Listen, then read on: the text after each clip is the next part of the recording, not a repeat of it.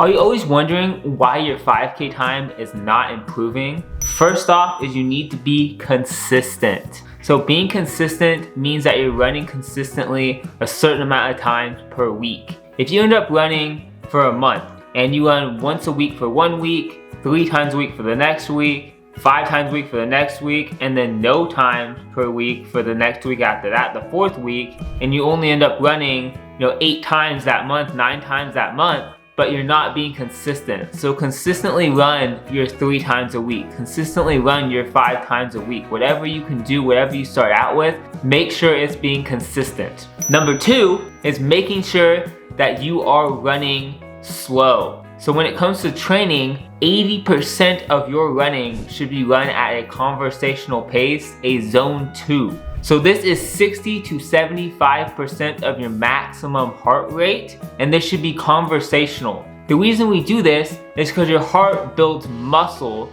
and it pumps blood into the body at the same rate when you're running at 60% of your maximum heart rate versus about 100%.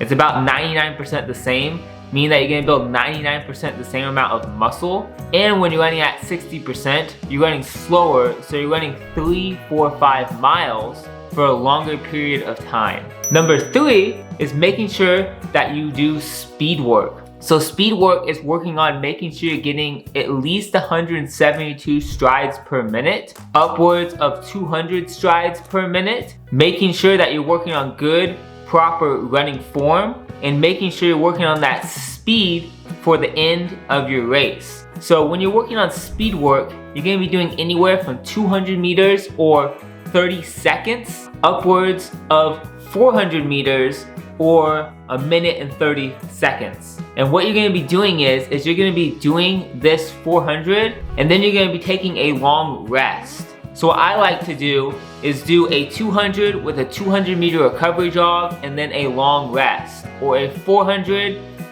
meter recovery jog and a long rest. Or if I'm doing this on the track, I'll just do a 400 and then a 400 and then a rest after the 400. And the rest should be 2 to 3 times longer than the time you spent running. So if you ran for 30 seconds, take a minute to a minute and 30 seconds of rest. Number 4 is working on endurance. So endurance is a big one. Now to work on your endurance is to run at a lactate threshold.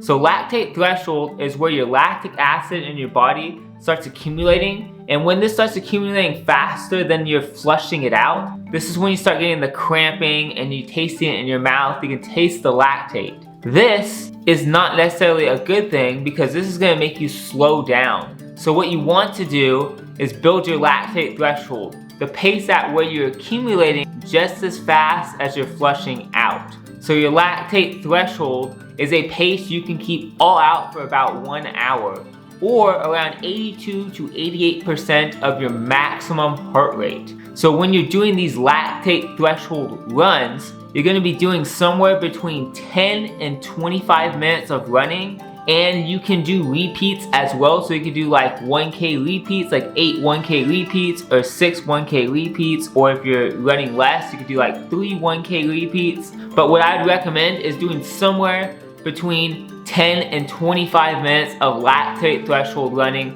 with warm-ups and with cool-downs during your lactate threshold runs and your speed work. And last, and the final one, is run even or negative splits.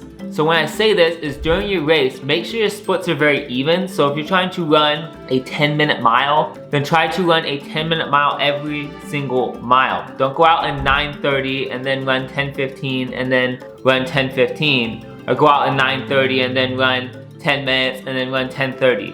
Try to run 10 every single time, or run 10, 10, and 9:50, which is a negative split.